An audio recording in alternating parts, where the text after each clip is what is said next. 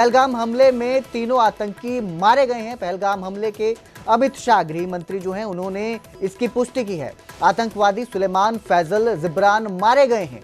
चंडीगढ़ से CFSL की report मिली, उससे ये पुष्टि हुई है। चंडीगढ़ में आतंकवादियों की राइफलों की जांच की गई। FSL की रिपोर्ट से खोल का मिलान हुआ, जो खाली कारतूस के खोल मिले थे उनका मिलान हुआ, जिससे इस बात की पुष्टि हुई है। गृह मंत्री अमित शाह ने यह पुष्टि की कि पहलगाम हमले के गुनहगार ढेर हो चुके हैं।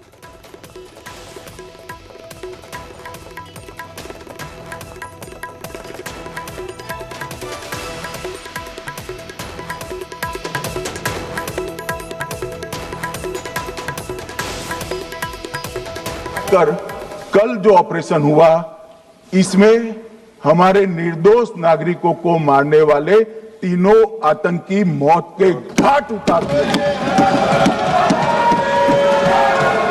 मान्यवर, तीनों के नाम मैंने बताए हैं।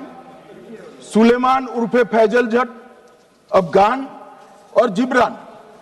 मान्यवर, वो तो एक आशंका थी कि यही लोगों ने घटना की है, मगर मैं बाद में NIA की जांच पर आता हूं।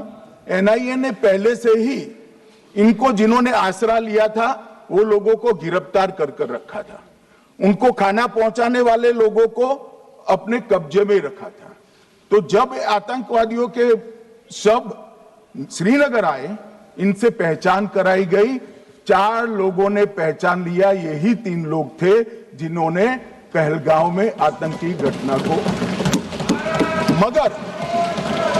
मगर हमने इस पर भी भरोसा नहीं किया मान्यवर, कोई जल्दबाजी नहीं की।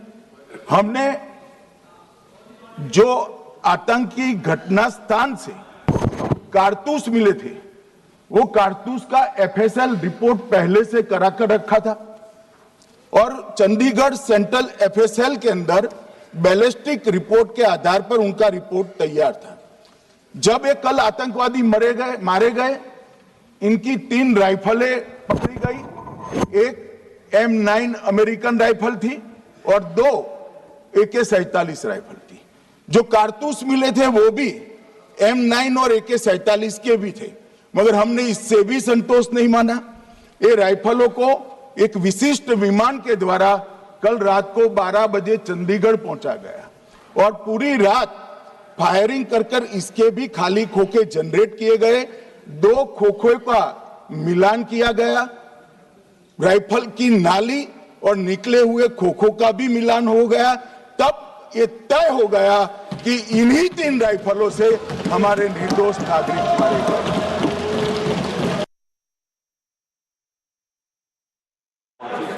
सर, शहीद आर्मी मेजर विनय नरवाल की विधवा को भी सोशल मीडिया पर ट्रोल किया गया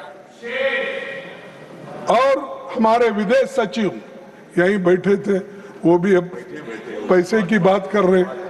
तो हमारे विदेश सचिव तक को पर्सनल अटैक्स का विदेश मंत्री प्लीज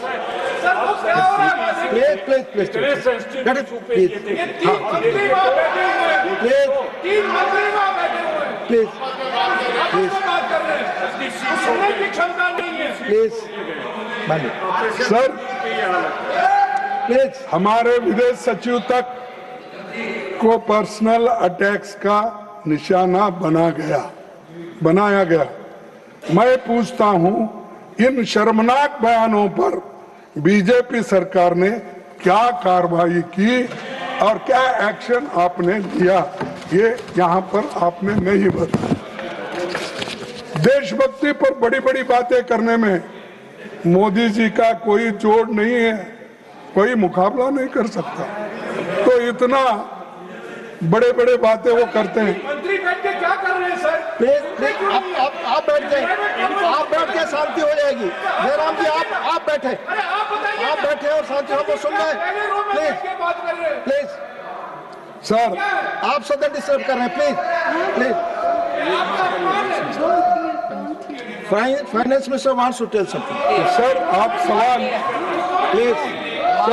सवाल उठाने वाले और नागरिकों पीछे को से माननीय जयराम रमेश जी, मोदी जी तीन का मंत्रीगण बात कर रहे कोई हैं, जोर हर नहीं एक है, इनके विषय पर का सवाल ऊपर ही हमसे इधर पूछे, बात हो रही है और उनको सुन आप भी रहे सवाल उठाने वाले इतना गुस्सा से आम और नागरिकों जवाब को भी देंगे गिरफ्तार हमारे समय करते सब जब आएगा। पीछे से लेकिन इतना गुस्से का जब आवश्यकता इनके नहीं है। अपनी पार्टी के लोग शहीदों का, सेना का अपमान करते हैं, लेकिन जब इनके अपनी पार्टी के लोग शहीदों का, सेना का अपमान करते हैं तो मोदी जी चुप क्यों बैठे हैं, चुप्पी क्यों साधे हैं? इसके ऊपर एक्शन लेना चाहिए। तो सर, मैं आपसे ये निवेदन करना चाहता हूं और साफ कहना चाहता हूं कि पहलगांव में हमले और ऑपरेशन सिंदूर को बीजेपी द्वारा पॉलिटिसाइज करने की कोशिश की गई और वही कर रहे हैं अभी भी। हर स्टेटमेंट में, हर बयान में, हर वक्त यही बात करते हैं पॉलिटिक्स की। अब मैं समझता हूं इससे उनका काम बनने वाला नहीं है। देश के लिए हमको लड़ना पड़ता है, सब मिलके काम करना पड़ता है, लेकिन आज हम देखते हैं कि किसी को दोष देके वो खुद अपने आप को बचाने ला चाहते हैं। सर, डिप्टी चेयरमैन जी, अब मैं सीज फायर पर आता हूं। पहलगाम हमले के जवाब में भारत ने ऑपरेशन सिंदूर चलाया। हमारी सेना ने जोरदार अटैक किया। हम फ्रंट फुट पर थे। पाकिस्तान ने घुटने टेक दिए थे, हमारे सामने गिड़गिड़ा रहा था, ऐसा आपका कहना है। अब क्यों चिंता है भाई? तो आपका कहना है। हम जब सरकार के ओर से कोई बयान आता है तो उसमें सही चीजें होंगे यही समझते हैं, लेकिन फिर अचानक युद्ध विराम की घोषणा हुई। सवाल यह है कि घोषणा किसने की और कहां से हुई और किस जगह से हुई, यह हमको मालूम करना था। अब बात करेंगे गृह मंत्री अमित शाह की, जिन्होंने बताया कि चंडीगढ़ में CFSL की रिपोर्ट के बाद ये साफ हो गया है कि जो आतंकी ढेर हुए हैं वो वही हैं जिन्होंने पहलगाम हमले को अंजाम दिया था। 21 मई को पहलगाम में हुए आतंकी हमले को लेकर एक बड़ी अपडेट सामने आई है, जिसमें खुद केंद्रीय गृह मंत्री अमित शाह की तरफ से जानकारी दी गई है। CFSL की तरफ से जो पहलगाम में अटैक हुआ था, जो टूरिस्ट पर अटैक किया गया था, जो आतंकवादियों ने जिन गन का यूज किया गया था, उनके सैंपल लिए गए थे। CFSL चंडीगढ़ की सेंट्रल फॉरेंसिक साइंस लेबोरेटरी ने जो लिया था। हालांकि उसके मामले में एक बड़ी अपडेट जो है वो दी गई है, जिसको लेकर जानकारी दी गई है कि ऑपरेशन महादेव के तहत कल जो ऑपरेशन किया गया है, 3 आतंकी मारे गए हैं। वही आतंकी हैं जिन्होंने बेरहमी से पहलगाम में टूरिस्ट पर धर्म पूछकर उन पर अटैक किया गया। पहचान थी, हालांकि अब जो कल मारे गए आतंकी हैं उनकी पहचान हो गई है और जो CSFL चंडीगढ़ लेबोरेटरी की जो रिपोर्ट आई है, ये वही आतंकी हैं जिन्होंने पहलगाम में आतंकी हमला किया था। हालांकि जो गन शॉट हुए थे, उनके जो सैंपल लिए गए थे, उसमें कई चीज़ों का जो रिपोर्ट रात आई है, उसको जाकर जो है वो पता चला है और 4:30 बजे आज ये कंफर्म हुआ है। जो हालांकि यहाँ के जो साइंटिस्ट हैं उन्होंने पूरी चेक किया और पूरी जो रिपोर्ट वो बनाई गई है, उस पर जानकारी दी गई है कि वही आतंकवादी थे जिन्होंने पहलगाम पे हमला किया था। ऑपरेशन महादेव के तहत इनको मार गिराया है।